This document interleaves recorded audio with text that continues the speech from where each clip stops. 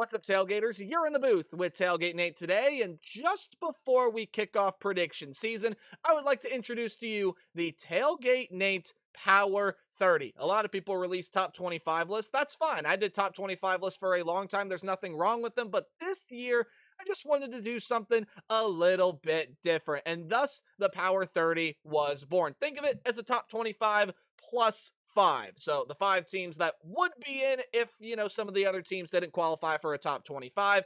Think of it as a top 25 plus five. Best way I can explain it. My name is Nate Pope, otherwise known as Tailgate Nate. Thank you so much for clicking on this video and helping support what I do here on YouTube. If you want to support me further, go do what it says right down there. Hit the subscribe button, and while you're at it, ring the bell. Prediction season is right around the corner, posting videos later on today, and you want to be sure that you don't miss when I upload your favorite team, because I do all 136 FBS level teams. Otherwise, I am a sports media graduate. I am diving on into the professional world of sports media, and if you want to see all the cool stuff I do, give me a follow on social media at TailgateNate29 on Twitter or X, whatever you prefer to call it, and Instagram, as well as updates what goes on here on YouTube. Thank you for supporting me and the channel, however you may be doing so. Let's dive on in to the Power 30. This is not a prediction for how I think the season is going to go. You're going to find out how I think the season is going to go throughout the next 2 months. This is, as the teams currently stand right now, what do I think about the teams that we are going to see in college football? That is exactly what this ranking is. It's my own system, my own metric. If you have teams in different places, hey, that's part of the fun, right? You rank teams differently as such. So let's dive on in to the inaugural Tailgate Nate Power 30. And coming in at number 30, I got Baylor. Look, the way Baylor finished off last season cannot be ignored. They were astounding later on last season, finished off with an 8-4 record, exceeding expectations. And you sort of get the feeling that Dave Aranda's group that made a Big 12 championship game not that long ago is starting to come back into that conversation. Sawyer Robertson, you're going to get him back at quarterback. You get Kobe Prentice in as a wide receiver through the transfer portal. The offensive line is going to be extremely experienced. A ton of transfers come in defensively to help fill some gaps, and you're really experienced and talented with what you return on that side of the ball. Anyway, don't sleep on Baylor in the Big 12 conversation. That is a team to really watch out for this year, and the Baylor Bears are at number 30. All right, Georgia Tech is in here as well.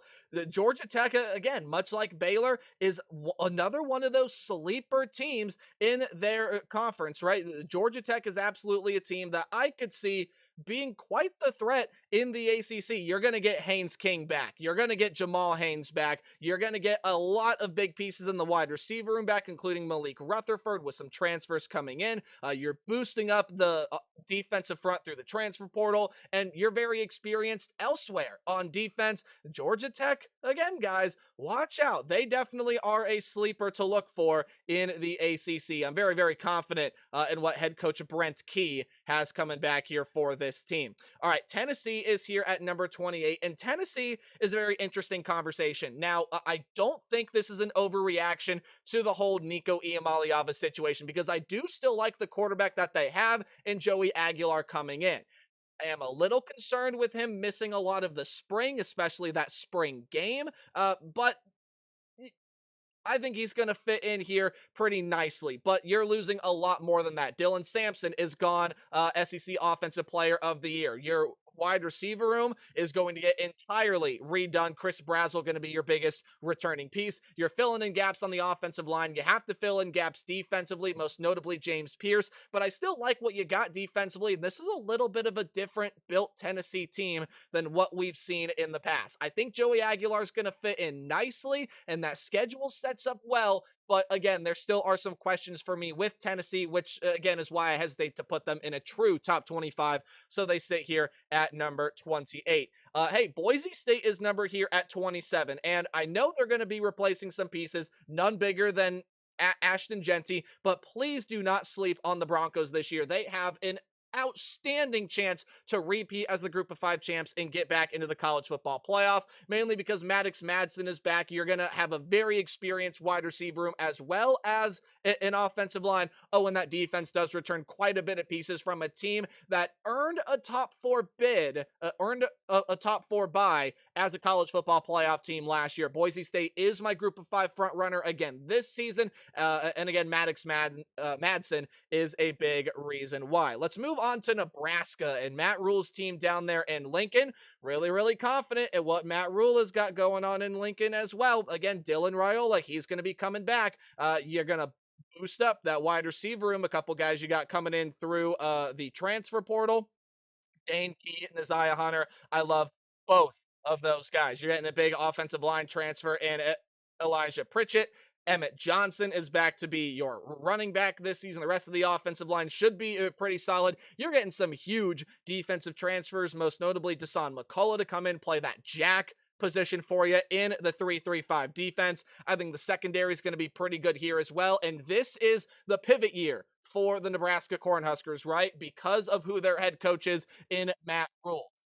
Look, year 3 at Temple, they exploded. We're playing for a conference title. Year 3 at Baylor, if they would have won one more game, look, they already won the Big 12. They probably could have made or had at least a decent shot to get into the college football playoff. This is year 3 at Nebraska. This is the pivot point, the turning point in the year that the Cornhuskers should really explode. Auburn is here at number 25, and there is a little hesitancy with me with Auburn, but this team is really, really talented. Jackson Arnold is going to be coming in to play quarterback for you. Look, he's got a lot of questions to answer from his days at Oklahoma, but if he can get back to doing what he was doing as a high school kid and what a lot of people expected to do as a high school prospect, I mean, you got Eric Singleton transferring in as a wide receiver. You got some really, really good pieces transferring in elsewhere offensively and defensively. I think the defense is loaded. I think it's got a lot of really good pieces here. If everything works out, man, there's too much talent to ignore. Auburn's going to be a really good football team. Louisville is here at number 24. And when you talk about the Louisville Cardinals, it's going to be a lot of fill in the blank and fill in the gap here. But they have one of the most underrated coaches in America, and that is Jeff Brom. Miller Moss is sitting there at quarterback. You bring him over from USC.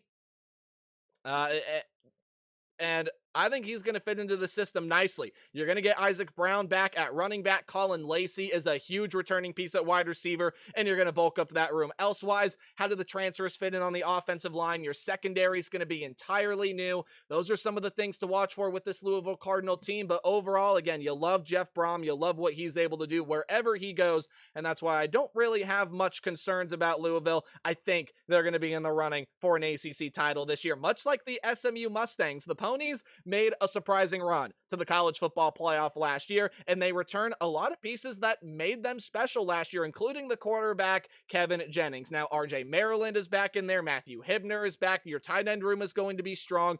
You bring back Jordan Hudson. You bring back Romello Brinson, and some really talented freshmen are going to be entering that wide receiver room for you as well. Defensively, Jeffrey Emba, Terry Webb are some defensive tackles and defensive linemen that I'm really excited to watch here. And overall, that secondary, you got a lot of playing experience in there as well. So they fall in at number 23. It would still be a surprise if they made a run back to the playoff, but again, they're a team you got to watch out for in the ACC. A couple Big Ten teams up here rounding out the 30 through 21 range, and let's go to Ann Arbor. The blueprint that Michigan has played with is your hard-nosed power football. We're going to kick you in the teeth harder than anyone else. And they were able to win a lot of games last year, especially the two final games they played against Ohio State in the shoe and Alabama in the bowl game by playing that style. But the most notable thing in each of those games, they had under 100 yards passing. And it would be foolish of you to think otherwise if the quarterback situation is not going to get better this year, especially if Bryce Underwood is everything that everyone believes he can be as a prospect. You get Justin Haynes to transfer in as a running back from Alabama. Hello, that's a big splash. A lot of guys guys wanted him. Donovan McCulley, Anthony Simpson, some wide receiver transfers. That room should take a big step forward. Now, how do you replace Colston Level at tight end? That's going to be a big conversation. But you still got immense talent defensively, especially in that linebacker room and secondary in the back seven. Jayshon Barham, Ernest Hausman, Jair Hill, Rod Moore, Zeke Berry, and then the Metcalf brothers, TJ and Tevis, transferring over from Arkansas. I love this Michigan team. I think that they can compete really, really well, and they got a great shot to beat Ohio State for the 5th season in a row. Indiana is up here at number 21, and there's, some creators that are giving Indiana love, some that aren't. I'm here to tell you Indiana football is not going to go away. It's just not going to happen. Fernando Mendoza is a quarterback that I like a lot. And yeah, it's going to take something special to, manufacture what Curtis Rourke was able to do last year, but he's got the weapons to be able to do it. Kalon Black is coming back in the running back room, and Roman Hemby transfers in. Your wide receiver room is going to be pretty much intact. Elijah Surratt, EJ Williams, Omar Cooper, all of those guys are coming back. You're going to have to replace a lot in the offensive line, but you have a lot of talented transfers to do so, and a lot of your better defensive players come back, as well as some good transfers coming in. The way that Kurt Cignetti builds his teams, Indiana football is not going anywhere, ladies and gentlemen. I got them at number 21. Let's move on into the top 20 now, and here is where I have the Oklahoma Sooners. We all know what Oklahoma has been in the past, and it's been a struggle at times for Brent Venables' group, but this season I got a good feeling that Oklahoma's going to make a pretty good resurgence. John Mateer, as well as his offensive coordinator over at Washington State, Bill Arbuckle, is coming over to Norman, and I think that's going to pay huge dividends for this offense, as well as you get Jaden Ott as a transfer over from Cal, a dynamic running back. Deion Burks is coming back in that wide receiver room to lead. Again, you did lose some pieces, but Deion Burks is a phenomenal weapon. And then you just take a look at this defense. It's loaded with guys top to bottom. You get Marvin Jones Jr., a transfer coming in to play defensive end for you. I think this Oklahoma team is going to get a resurgence this year. How many games do they win? Well, you'll have to find out what I think when I do their video, but I do think that there is going to be a bit of a boost in Norman this year, and I think they're going to get a lot better, the Oklahoma Sooners. Ole Miss is here at number 19. And look, Ole Miss, you got a lot of pieces to fill, right? You have a lot that you need to figure out. But you already saw their starting quarterback in one drive against Georgia this year, and that's Austin Simmons. If Austin Simmons is any bit as good as he advertised in that game against Georgia, which I have a feeling he's going to be, Ole Miss can finish the season a lot higher than where I have them now at 19. But you're going to have an entirely new wide receiver room other than Caden Lee, who's going to start for you. Logan Diggs is going to be coming back from injury. He'll play running back for you this year. And your defense is replacing a ton of production as well. Prince Will, Uman Mielen, Deshaun Womack, some transfers to come into that defensive line. Your secondary is going to be entirely new with only one starter projected according to ourlads.com as a returner. There's just a lot of pieces you got to fill, a lot of gaps to close, but Austin Simmons is a big reason why Ole Miss is here at number 19. Hey, some Big 12 teams coming up next. Iowa State is in at number 18, and I really like what the Cyclone team has coming back. Carson Hansen and Abu Sama coming back in that running back room. They're going to be led, of course, by Rocco Becht. Not many transfers anywhere offensively, but you did get a couple big pieces in the wide receiver room, and Chase Sowell and Xavier Townsend to pair with guys like Daniel Jackson, Carson Brown, Eli Green, pieces like that. You also defensively are going to get some transfers coming in to spot around, but a lot of that defense is going to come back from last year. Yeah, a couple guys are going to have to step in, play some bigger roles, but Iowa State made a run to the Big 12 title game last year.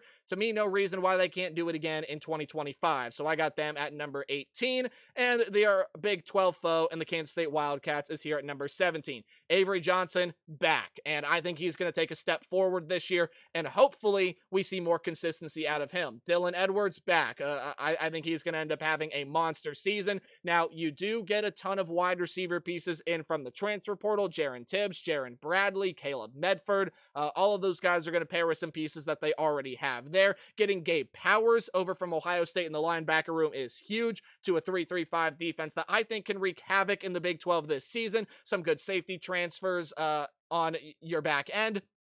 Or actually one safety transfer, one corner transfer. My apologies for that. But otherwise look like Justice James, VJ Payne, Desmond Purnell, and just a ton of other guys coming back there to that defense. I think Kansas State's going to be another great force in the Big 12 Conference. Texas A&M is here at number 16, and look, you can laugh it off and say all you want about Texas A&M. This is going to be a damn good Aggie team here in 2025. They have their guy they feel at quarterback. It is Marcel Reed, and I think he is going to explode and do good things for Texas A&M this year. You are going to be getting Le'Veon Moss back after that injury last season. He comes back, and I think he's going to be really good. Casey Concepcion is a phenomenal wide receiver transfer coming over from NC State. So is Mario Craver coming in to pair with some of the wide receiver pieces they have already. You bulk up that defensive front through the transfer portal. You get a ton of guys back like Scooby Williams, Torian York, in the linebacker room, in the secondary, Bryce Anderson, Will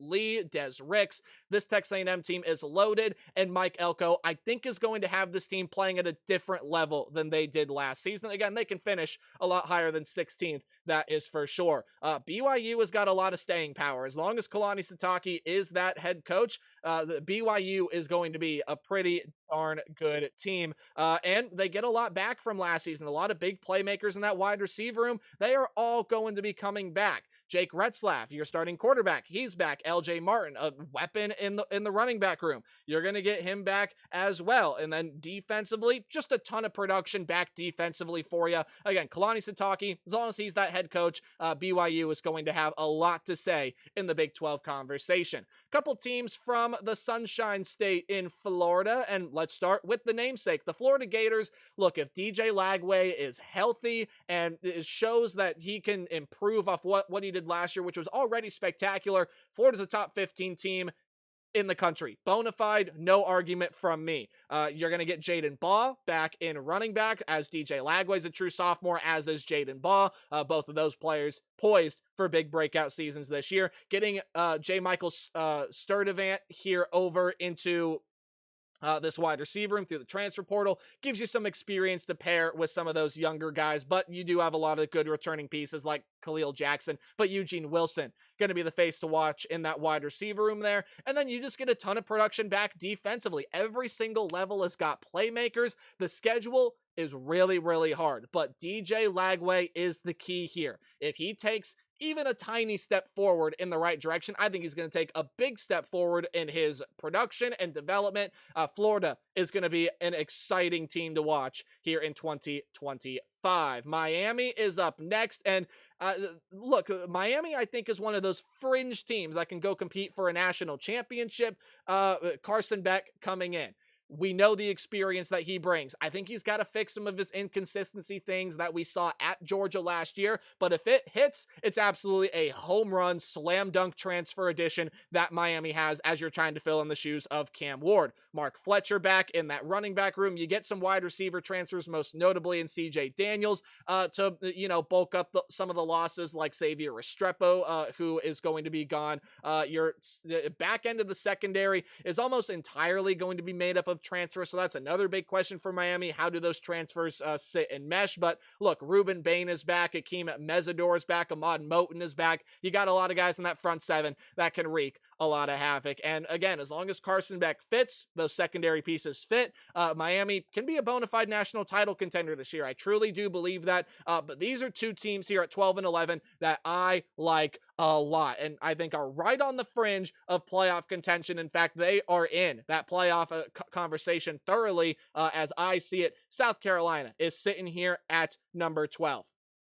The South Carolina Gamecocks return one of the most dynamic playmakers in the country in Lenoris Sellers. And look, Nick Harbor is back at wide receiver. I think he's going to be poised for a breakout year, much like Lenoris Sellers is. You're going to get Rachel Faison in the running back room with Oscar Attaway coming back. Remember what he did at North Texas. He can get back to doing that. That's a great 1-2 punch in the running back room. You bolster up the defensive front with some transfers. Your secondary gets a ton of pieces back like Jelon Kilgore, DQ Smith, Peyton Williams. This South Carolina team is going to be dynamic, and much like Florida and Texas A&M, I think going to end up being some really fun teams to watch in the SEC. But I love what the Illinois Fighting Illini and head coach Brett Bielema have coming into 2025. This is a team that already plays aggressive. They have an aggressive, high flying defense that's going to return a ton of pieces. They also bulk up that defensive front. It's a multiple 3-4 system, and that starting defensive front going to be all new. But their sack leader and Gabe Jackus does come back. Apologies if I mispronounced that name. And a ton of pieces in the secondary. In fact, you return more of that secondary than you lose by a long shot. I don't know if you're going to replace a starter there in that secondary room, maybe one, if not two, but this is an Illinois team that now has their quarterback, Luke Altmaier. There were questions about him after the 2023 campaign. He answered them in 2024. And if he can only build on top of that, this Illinois team is scary, man. Ohio State has to go into Champaign. Illinois got a lot of big time games in the Big Ten this year.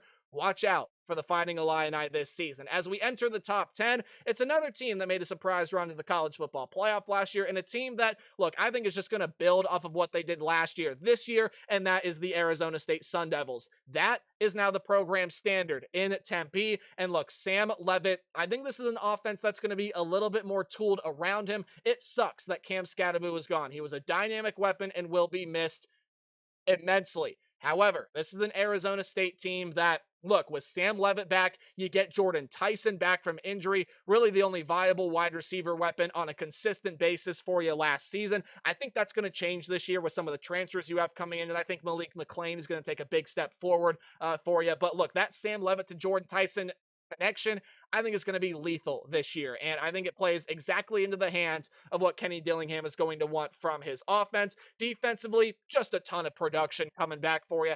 Arizona State is second in returning production, only to one other team you see in the top 10. A lot of that on the offensive end, a lot of that from the defensive side, though, as well. It's going to be an experienced unit. They know what it takes to reach the playoff, and I think they're the Big 12 favorites here in 2025. The only reason that Oregon is sitting down here at number 9 and not a little bit higher is because of the recent injury news to Evan Stewart. You lose your most dynamic playmaker there. But Dante Moore sat back and watched Dylan Gabriel for 1 year while Oregon was paying him. I think Dante Moore is going to thrive in this Oregon system.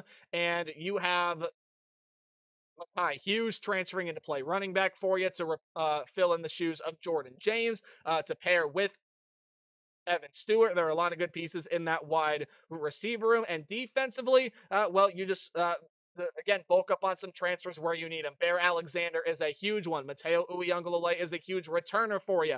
Bryce Betcher and Devin Jackson in that linebacker room. Oh, stop it. And then that secondary, yeah, you got to fill some pieces, fill some roles.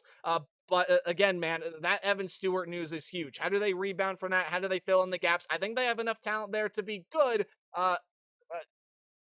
But again, the standard at Oregon is great. We'll see if they can do that here in 2025. Again, shouldn't necessarily be that big of an issue. I think Oregon's going to be a really, really good football team this upcoming season. Alabama's sitting here at number 8, and there are some quarterback questions for me with Bama. You also do lose Justice Haynes in the portal, as we talked about earlier. He's gone over to the Maize and Blue, but you still do have Richard Young and Jam Miller. Isaiah Horton's going to be transferring in. That's a big piece to pair with a freshman phenom, Ryan Williams, and Jeremy Bernard. Your offensive front is going to be absolutely loaded, and this is now a quarterback room that is a little bit more built to what head coach Kalen DeBoer likes out of his quarterbacks, and that's a true pocket presence. You're going to get that with Ty Simpson. You're going to get that with Austin Mack. Whoever happens to start, for my money's worth, I think it's going to be Ty Simpson.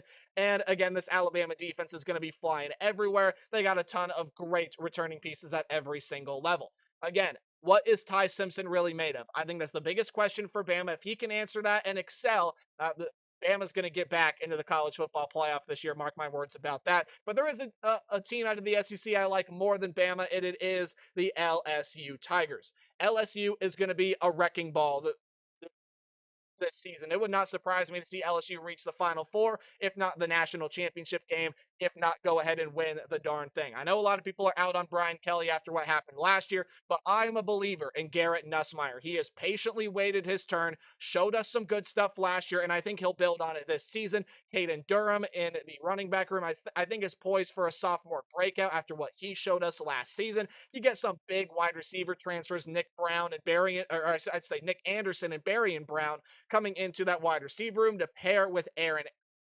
Anderson. You're going to get Harold Perkins back off of injury to pair with Whit Weeks in the linebacker room. And hey, your defensive front and secondary aren't too bad either. LSU is a great, great threat out of the SEC. They can make the SEC championship game and win it, and they're a national title contender in 2025.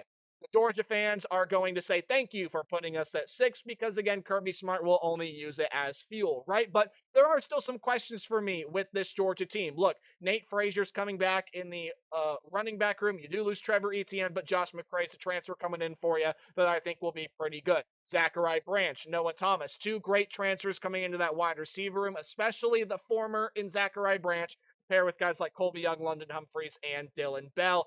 Defensively, I don't even have to say names. You know what this Georgia defense is going to be made of. But when you take a look at their quarterback situation this year, Gunnar Stockton did have a lot of great moments last season. The Notre Dame game was not one of them in the college football playoff. I think Gunnar Stockton's got a lot of questions, and while I think the system is built well for him, he's got to answer some questions for me before I can really put Georgia into that top five.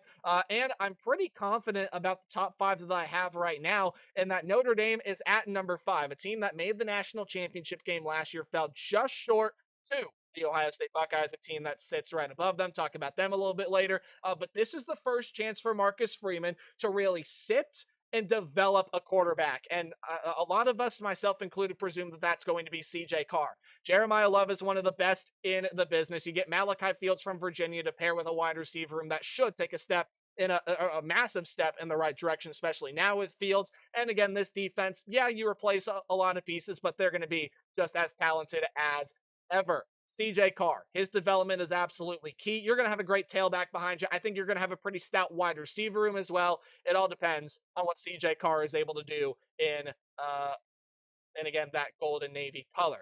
In the scarlet and gray, though, Ohio State sits here at number 4, your national champs from last year. To me, no reason why they can't go repeat again. You have, in my opinion, the best player pound for pound, offensively and defensively in the country. Offensively, that's Jeremiah Smith at wide receiver, and defensively, that's your safety, Caleb Downs.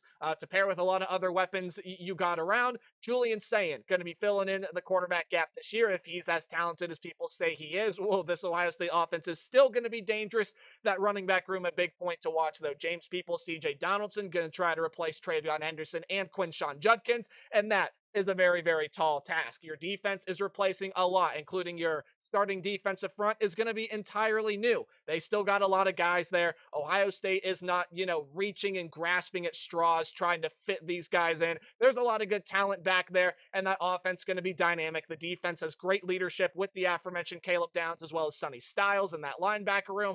I think Ohio State's going to be just fine. They're going to be in the running for a Big Ten title, and they're going to be one of the best teams in the country in 2025. Clemson is here at number 3, and believe it, because Clemson is going to be back this year. Clemson will be back. The Cade Klubnik and Garrett Riley marriage is, I think, going to reach its peak in year 3. It is an absolutely phenomenal combination, and people have said nasty things about Cade Klubnik before, and look, he's developed, and Cade Klubnik is living proof that you don't need to transfer around the country to find success and to find a home within a certain position, especially at the quarterback position. He sat in Dabo Swinney's system, he developed, and he's turned into, I think, a bona fide Heisman finalist this season, and he's surrounded by weapons. Keith Adams is going to be back in the running back room, but the main name to watch there is Gideon Davidson. He's a true freshman that could very well lead this team in rushing. You have some good weapons in the wide receiver room, and I think this Clemson defense, now that Tom Allen is coming in to be that defensive coordinator there, I think Clemson is going to absolutely excel. The aggressive, high-flying Clemson defense that a lot of us were used to back in the late, or I should say the mid to late 2010s, right, when Clemson was competing and winning national championships, I think it's going to resurface with Tom Allen as that defensive coordinator. Your defensive front, stout. Your linebacker room, stout. Your secondary, ball hawking. It'll fly all over the field. And I think Clemson's going to field one of the best defenses in the country, and they could very well field one of the best offenses in the country because Cade Klubnik is that good. Texas for me is at number 2. Again, what's not to like about Texas? There are so few holes on this roster.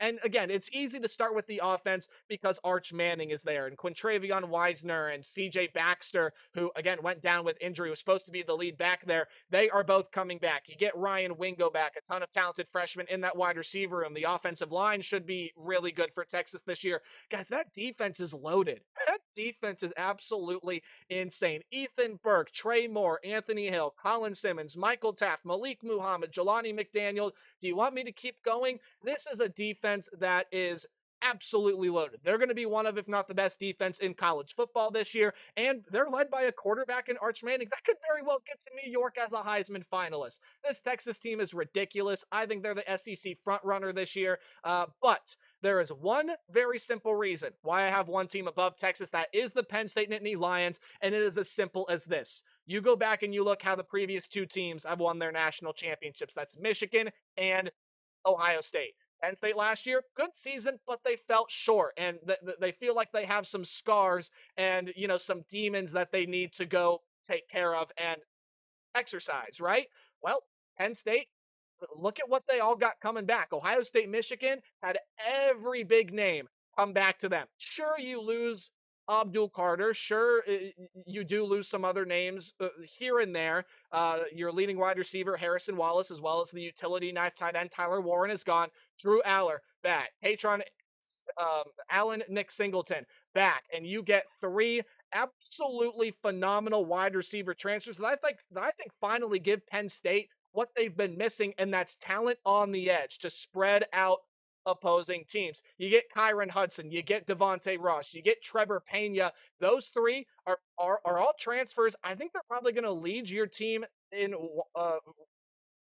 receiving yards 1, 2, and 3. The defense, look, again, you do lose um, Abdul Carter, big loss, but you're still loaded in every single level of this defense. And now you bring Jim Knowles over from Ohio State, who fielded one of the best defense in the country 3 years running.